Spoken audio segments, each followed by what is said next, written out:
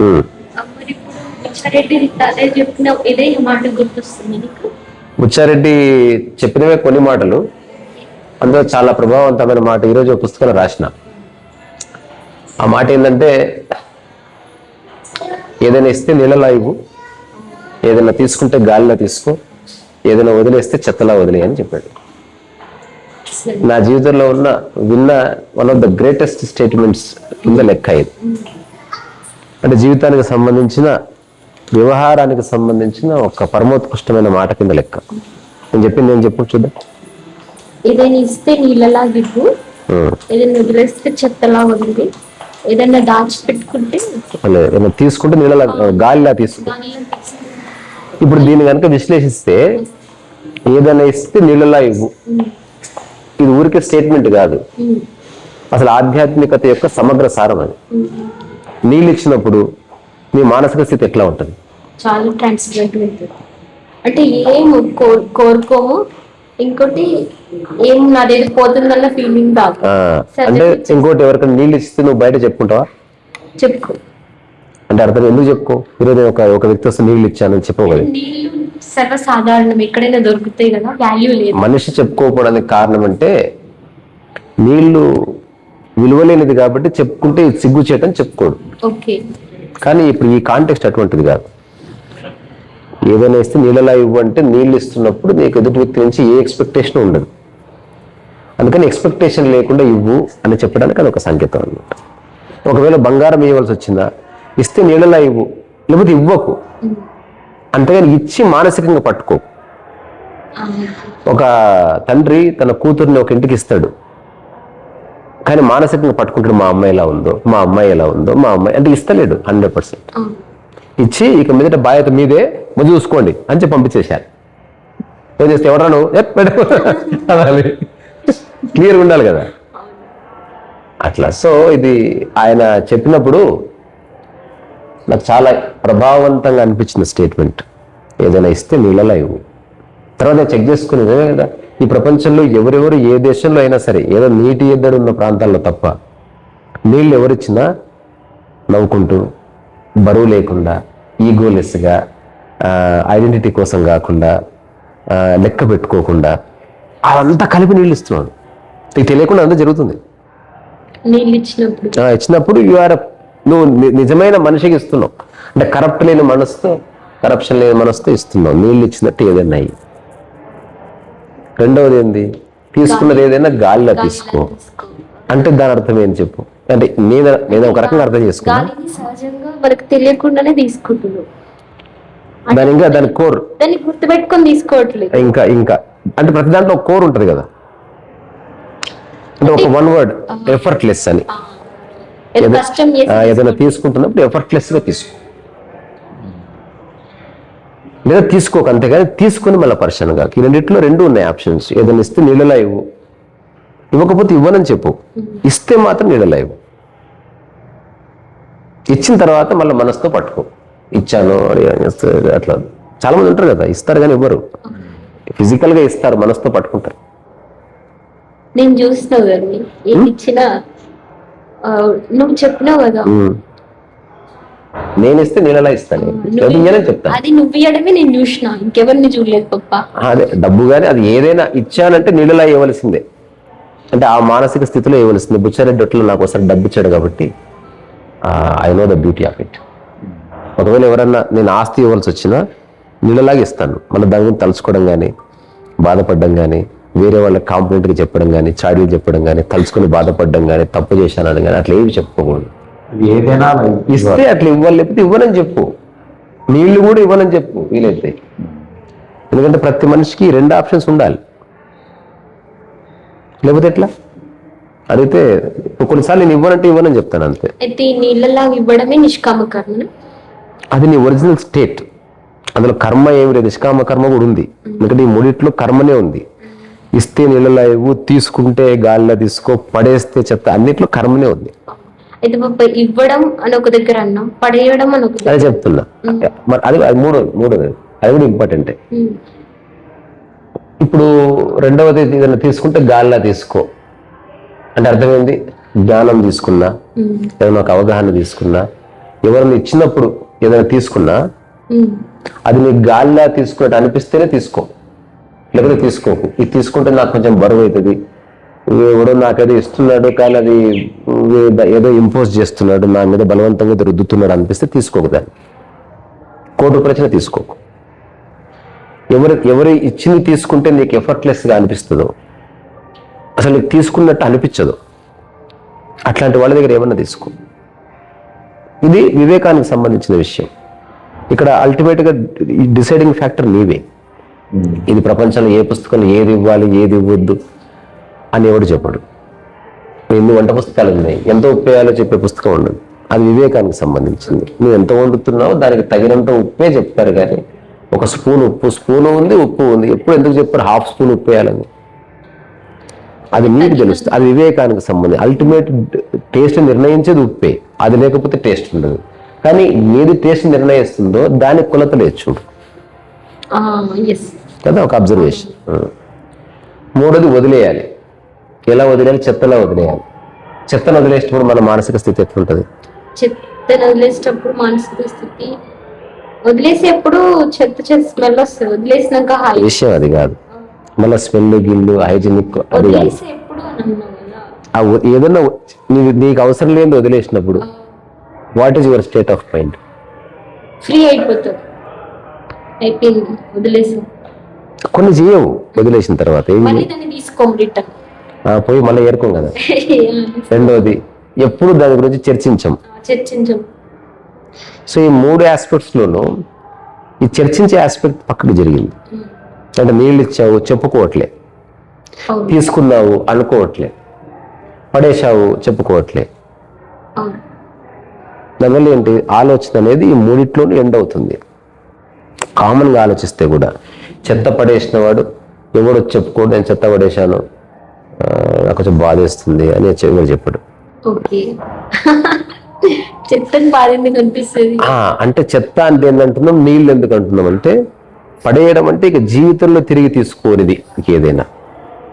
ఈ చెత్త ప్లేస్ లో అహంకారాన్ని పెట్టు, చెత్త ప్లేస్ లో మూర్ఖత్వాన్ని పెట్టు, చెత్త ప్లేస్ లో డబ్బు పట్ల వ్యామోహాన్ని పెట్టు, చెత్త ప్లేస్ లో వేరే వాళ్ళ పట్ల క్రియేట్ చేసుకున్న అభిప్రాయాలన్నీ పెట్టు.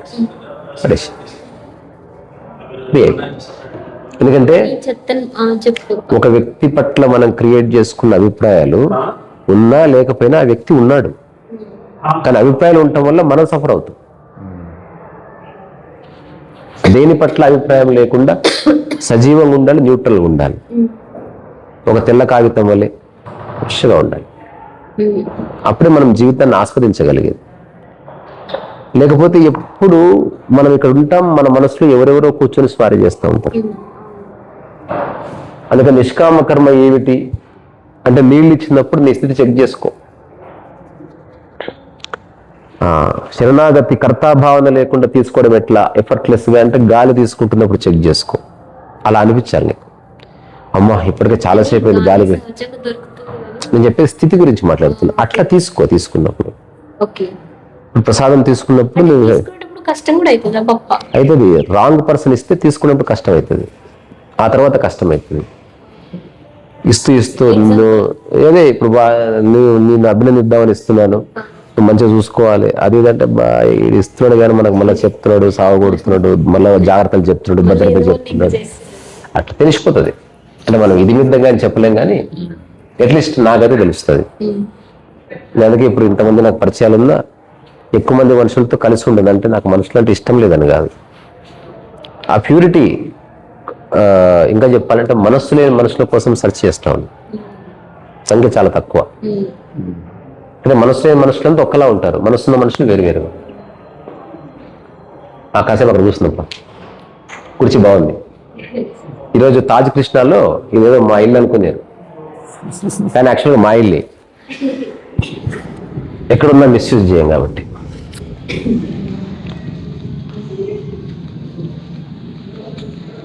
చెప్పు, నేను చెప్పింది ఏమర్థమైంది?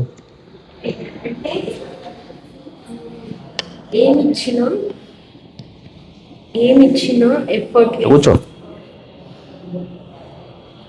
ఏమిచ్చినా సారీ స్టార్టింగ్ నుండి చెప్తా. ఏమైనా తీసుకుంటే గాలిలా తీసుకోవాలి, నీళ్ళలా ఇవ్వాలి ఏమి ఇచ్చినా. ఒకవేళ ఏదైనా పడేస్తే చెత్తలా పడి, ఎందుకంటే అక్కడ థాట్ ఎండ్ అయిపోతుంది. ఇప్పుడు ఇక్కడ వాటర్ ఇచ్చినప్పుడు మనం దాన్ని చెప్పుకోము, మేము వాళ్ళకి వాటర్ ఇచ్చాము అని ఏమన్నా వాళ్ళకి శారీ పెడితే స్పెషల్ చెప్పుకుంటాం, వాళ్ళకి బట్టలు పెట్టాము అని. తోటి నెక్స్ట్ శారీ ఇస్తే ఎలా ఇవ్వాలి? నీళ్ళు అనుకొని ఇవ్వాలి. ఎలా అయితే గుచ్చారెడ్డి తత్య నీకు మనీ ఇచ్చిండో నువ్వు అట్లా నా జీవితం ఇస్తాను, నీకే కాదు, పైసలకి ఇచ్చిందా అసలు ఎవరు ఇస్తే అలా ఇస్తాను, లేకపోతే ఏనని చెప్తాను. మొన్న రాత్రి టీ చేస్తున్నాం, పైసలు పెట్టని వద్దని చెప్పాను నేను. పర్లేదు, అప్పుడు ఏమన్నా తెలుసా, అసలు నువ్వు ఏమేమో ఇస్తావు టీ దానికి, నాకు ఇవ్వాలనిపిస్తుంది ఏనని చెప్పాను. తర్వాత నీవు చేసుకుంటే చేసుకుని నువ్వు ఇచ్చుకో, నాకు ఇప్పుడు ఇవ్వద్దు అనిపిస్తుంది. సో రెండు పరిపూర్ణ స్థితులే. అంటే అప్పుడు నా మనసు ఏమనిపించింది అంటే, పప్ప ఏదో పెద్ద ఆపర్చునిటీ లా ఇస్తాడు, ఏదో నీకు ఛాన్స్ లా యూజ్ చేసుకో అని చెప్తాడు. ఇంకేదో చాలా పెద్ద పెద్ద విషయాలలో ఈజీగా చిన్న టీ, చాలాసార్లు టీ కూడా ఇచ్చినావు కానీ ఈ క్షణం టీ నీకు ఇవ్వడానికి మనసు ఎందుకు అయితే లేదు అని నాకు ఇవ్వద్దు అనిపించింది. ఆ తర్వాత దాన్ని తర్కించలే, నాకు ఈ బుద్ధి అయితే లేదు టీ అని చెప్పాడు. అంటే చలి పెడుతుంది, నేను తొందరగా ఆగేయాలి, ఆ ఫీల్ లో ఉన్నావు నువ్వు. నాకు అర్థమైంది. కాదు నాకు ఏవో హాఫ్ అన్ అవర్ వెయిట్ చేయలేమా, కానీ ఒక్కొక్కసారి అనిపించకపోతే ఇవ్వకూడదు అంటుంది. అంటే యాక్సెప్ట్ యువర్ సెల్ఫ్, దాన్ని తర్కించకూడదు కొన్నిసార్లు. సరే నువ్వు దాగు, నేను ఇస్తా నీతో పాటు. అప్పుడు నేను దాన్ని నో చెప్పలే, అంటే నేను ఇవ్వద్దు అనుకుంది ఎవరిచ్చిన. ఎందుకో తెలుసా, అంతకు 2 నిమిషాల ముందు నేను మానవ జాతి మొత్తాన్ని నా మైండ్ నుంచి తీసేసిన. అప్పటికి 2 minutes ముందే, నేను ఎవ్రీడే పడుకునే కంటే ఒక పావు గంట ముందు అసలు మొత్తాన్ని బయటకు పంపించేస్తా. అందరినీ, ఎవరు ఒక్కనే ఉన్నట్టుంటా, ఎవరి గురించి ఆలోచించాను. ఎవ్రీడే అందరిని పంపించేస్తా. అంతకుముందు పంపించిన వాడిని కూడా కంప్లీట్. అసలు నాకు తెలియదు ఎవరు, ఎవరు లేరు అప్పుడే. అందుకే నువ్వు అడిగితే నాకు ఆసక్తి లేదు, నాకు ఎవరు లేరు. కానీ అంటే అర్థమైంది, ఇస్తే నీళ్ళలో ఇవ్వు, ఇవ్వకపోతే ఇవ్వనని చెప్పు అని చెప్పినా కదా. హేట్రెడ్ కాదు, కొన్నిసార్లు వద్దు అనిపిస్తుంది మనకి. వద్దన్నప్పుడు నువ్వు చెప్పేసి ఏం కాదు, ఎందుకంటే టీకి వాడికి కావాలి, వాడని అడగలే. నేను అడిగితే ఇచ్చే సందర్భం వేరు, నా అంతకు నేను ఆప్షన్ అంత మూడు లేదు నాకు అట్లా. సో ఇది not only this, many times I simply say no. చాలా ఫీల్ అవుతారు, అరే ఇంత ఇవన్నీ చేస్తా ఉంది, ఇంత చిన్నదా, నాకు నో చెప్పాలనిపిస్తే చెప్పిన, నేను ఎందుకంత ఆలోచన లేదని చెప్తాను. అదంతే. నేను చెప్పాను పప్ప, నువ్వు పెద్ద పెద్ద ఇస్తావు, చిన్న చిన్న నాకు పెద్ద చిన్న అనుకుంటావు, చిన్న చిన్న ఇవ్వగలుగుతావు, మేము పెద్ద ఇవ్వలేదు. నా మనసులో పెద్ద చిన్న లేదు, ఇస్తే నీళ్ళలాగా ఇవ్వడము, లేకపోతే ఇవ్వకపోతే ఇవ్వనని చెప్పడం ఉంది. ఒకసారి డబ్బు లేదో వాళ్ళ ఫాదర్ యాక్సిడెంట్ మైతులు వచ్చి అడిగింది పైసలు, వాళ్ళ ఇవ్వనని చెప్పింది. అప్పుడు నువ్వు ఉన్నావు కదా అంటే చూడు, ఇవ్వనని చెప్పిన నువ్వు ఎట్లా ఇవ్వని కూడా అన్నది అక్క. అప్పుడు నువ్వు అప్పుడు చెప్పినావు, అడిగితే ఇస్తాను కానీ నా అంతటి నేను ఇవ్వను అని చెప్పాను. అంతే అయిపోయింది. అంటే ఎవరికి ఇవ్వను, కానీ ఆ తర్వాత కొన్ని జరిగినాయి.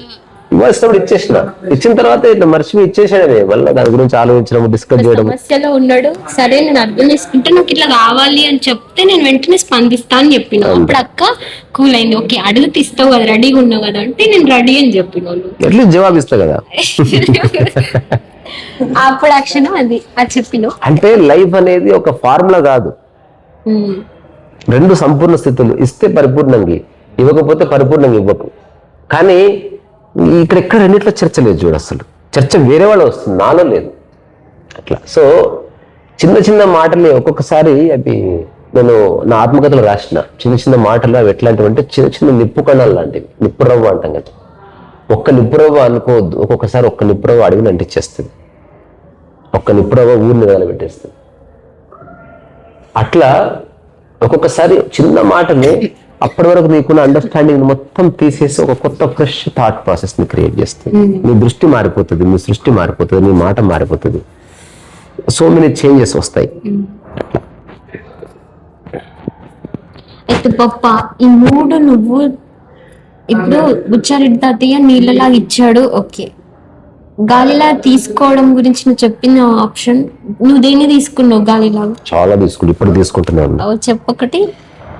ప్రేమను తీసుకుంటా, అర్హత ఉన్న వ్యక్తులది సలహా కూడా తీసుకుంటా, ఈ అహంకారం లేకుండా ఇచ్చేవాడిది, ఓకే డబ్బు కూడా తీసుకుంటా ఇచ్చి మర్చిపోయేవాడిది, ఓకే చెప్పండి. అట్లా చూసి గుర్తుపడతాను. చాలా మంది నాకు డబ్బు ఇస్తే తీసుకొని నేను అమ్మో విషయం అది మన జీవితాన్ని నాశనం చేస్తుంది. స్వార్థంగా ఎవరైతే తెలిసిపోతుంది ఎవడైతే వాడు నాకు ఇవ్వడం ద్వారా తను తృప్తి పొందుతున్నాడా లేకపోతే తనకు ఈగో సాటిస్ఫై అయింది అనుకో, అది వద్దు మనం.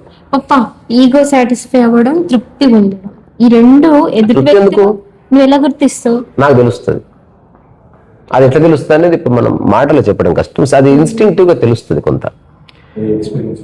ఇప్పుడు నా 2009 నుంచి నాటి వరకు నా లైఫ్ లో ఇంత కూడా డిస్టర్బెన్స్ లేదని కారణం ఏంటి? నా ఇన్స్టింక్ట్ బాగానే ఉందని తెలుస్తుంది. ఎందుకంటే ఆ ఇన్స్టింక్ట్ లో స్వార్థం లేదు, ఆ ఇన్స్టింక్ట్ లోపల ఎమోషన్ లేదు, ప్యూర్ లుక్. అది ఎంతదైనా ఒక్కసారి వదిలేస్తేనే. అంటే నేను చెప్పకూడదు, అంటే నాకు పొలాలు రాసిస్తామన్న వాళ్ళు ఉన్నారు, తెలుసు, డబ్బులు ఇచ్చిన వాళ్ళు ఉన్నారు. ఒక కార్ షోరూమ్ తీసుకెళ్ళి ఏ కారు కావాలో కొనుక్కో అని చెప్పాడు రీసెంట్ గా, ఒక 8-9 మంది పేరు. నేను ఏం చెప్పానంటే నాకు వద్దని చెప్పాను. నథింగ్ మ్యాటర్స్ తీసుకో అంటే నేను చెప్పాను నాకు ఇవ్వడం వల్ల మీకేం వస్తుంది అంటే నేను 10 మందికి చెప్పుకుంటాను, అందుకే తీసుకోని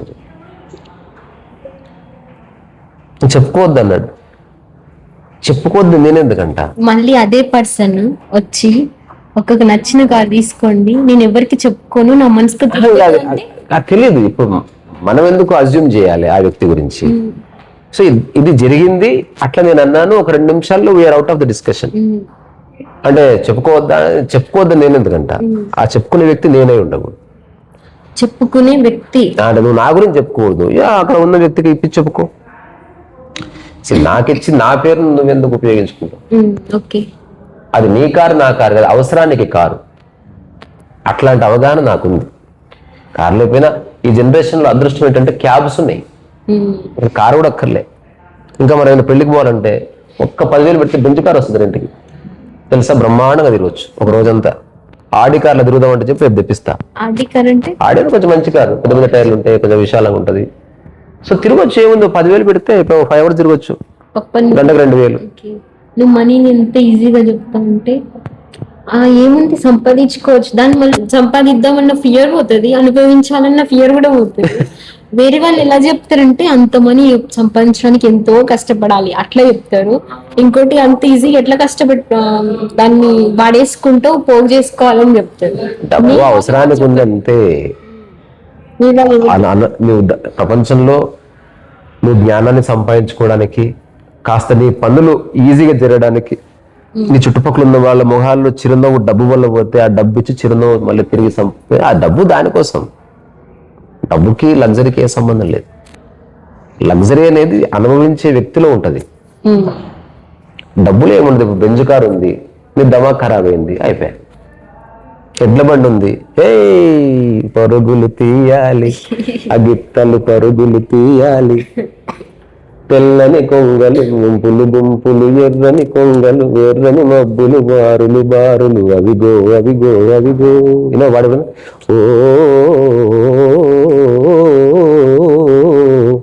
తిరి తిరి తింటిరి తిరి తింటిరి తిరి తిరి తింటిరి తిని అవిగో అవిగో ఓ అవిగో అవిగో. ఈ పాట ఎక్కడ ఉంటది? సీనియర్ ఎన్టీఆర్, భానుమతి ఎట్లా ఉంటుంది అదే ఏ గాళ్ళలో ఏ, అది కూడా రెండు సేమ్ స్థితులే. ఎడ్ల బండిని వాళ్ళు అనుభవిస్తున్నారు, బైక్ ని వీళ్ళు అనుభవిస్తున్నారు. తర్వాత మేరా జుతా హై జపానీ బగ్లూ ఇంగ్లిస్తానీ సర్పే లాలటో కాదు నడుచుకుంటూ పోతున్నాడు. 3 లగ్జరీసే కాదని చెప్పమను. చూడ్డం కాదు, ఉన్నదే అది అనుభవిస్తున్నా. ఇది మనం ప్రూవ్ చేసేది కాదు. ఎందుకంటే ఇందులో ఏ గొప్ప లేదురా బాబు. గొప్ప అంటే చాలా సంపాదించుకుని పర్సన్ కావడం చాలా గొప్ప, అందరితో ఉండి పీకులాడడం గొప్ప, ప్రాపంచిక విషయాన్ని గంభీరంగా తీసుకోవడం గొప్ప. మనిషిలాగా ఉంటాం సహజం, అది గొప్ప కాదు. అందుకే ఆయన నుంచి వచ్చిన పుస్తకం ఉంది, డేవిడ్ గాడ్మన్ రాసింది, మీ సహజ స్థితిలో ఉంది. సహజం అనే దానికి డెఫినేషన్ తెలుసారా? అప్రయత్నత. ఇది కూడా నేను చెప్పింది. అప్రయత్నత అంటే కొన్ని రోజులు ఆగు గొప్ప. అదృశ దుకాణం బంద్ అయింది. ఇంకోటి తెలుసా, సత్యం ఎవరు చెప్పినా నాకు ఓకే. ఇప్పుడు ఉదాహరణకి నేనేం చెప్తున్నానో అట్లాంటి స్థితిలో నువ్వు ఉన్నావు అనుకో, ఎవరు చెప్పినా ఒకటే, ఒకరే చెప్పాలని రూల్ ఏముంది? ఇది మళ్ళా ఈ ఐడెంటిటీనే కదా, నేనే చెప్పాలి. ఇప్పుడు నేను చాలాసార్లు గమనించాను, నేను మాట్లాడుతుంటే చెప్తుంటే ఎవరైనా అడ్డు వస్తే నేను ఆపను. ఒక నిమిషం ఉండండి సార్, నేను మాట్లాడుతున్నా కదా అని ఎప్పుడు చెప్పను. వాళ్ళని చెప్పమంటుంది. నేను చెప్పే జవాబుకి సమాంతరంగా వాళ్ళ జవాబు ఉందనుకో నాకు ఓకే. నిన్న ఒక ఆయన వచ్చాడు, సుప్రీంకోర్టు చీఫ్ జస్టిస్, ఆయన అన్నాడు కాన్ఫిడెంట్ అని అన్నాను. ఎంత బాగుంది కానీ కాన్ఫిడెంట్ కూడా అక్కర్లే, అది సంశయం యొక్క ఛాయనే అని చెప్పాను తప్ప మీ తప్పు నా తప్పు అట్లా కాదు. సో ఏదైనా లైఫ్ అనేది ఒక సుందర కవనం. చక్కగా పాడుకోవాలి, ఆడుకోవాలి, నేర్చుకోవాలి, మన చుట్టుపక్కల ఉన్న వాళ్ళకి సహాయం చేయాలి, సహాయం చేయని చెప్పాలి. ఏదేమైనా ఐడెంటిటీ లేకుండా అన్ని పనులు చేయగలిగితే ఒక సహజమైన ఆనందం ఉంటుందని తెలుస్తుంది. ఇది ఎవరికి కూడా తెలుసుకోవాలంటే నేను పెయింటింగ్స్ బాగున్నాయి కదా, చాలా బాగున్నాయి. ఇవన్నీ రిప్లికాస్ లేకపోతే రియల్ పెయింటింగ్స్ చాలా ఎక్స్పెన్సివ్ ఉంటాయి. ఎవరో రిప్లికాస్ చేసి ఉంటారు, అంటే దాన్ని మళ్ళీ కాపీ చేయడము. దాని ఒరిజినల్ వర్క్స్ ఇంకా రిఫైన్డ్ ఉంటాయి, కొంచెం అడిట్ అయినాయి. ఇక్కడ ఈ తాజ్ కృష్ణలో అద్దాలు చాలా బాగుంటాయి, మిరర్స్ చాలా ప్యూర్ ఉంటాయి. మన ఇంట్లో ఉన్న అద్దాలేమో మనం కొంచెం లావుగా సన్నగా రకరకాలు కనిపిస్తాం, ఇక్కడ మన ఒరిజినల్ కనిపిస్తుంది. మనం ఎక్కువ అందంగా కనిపిస్తున్నాం. అంటే అద్దం సహజంగా ఉన్నదానికన్నా ఎక్కువ కొంచెం షైనింగ్ అనిపిస్తున్నాం అద్దం.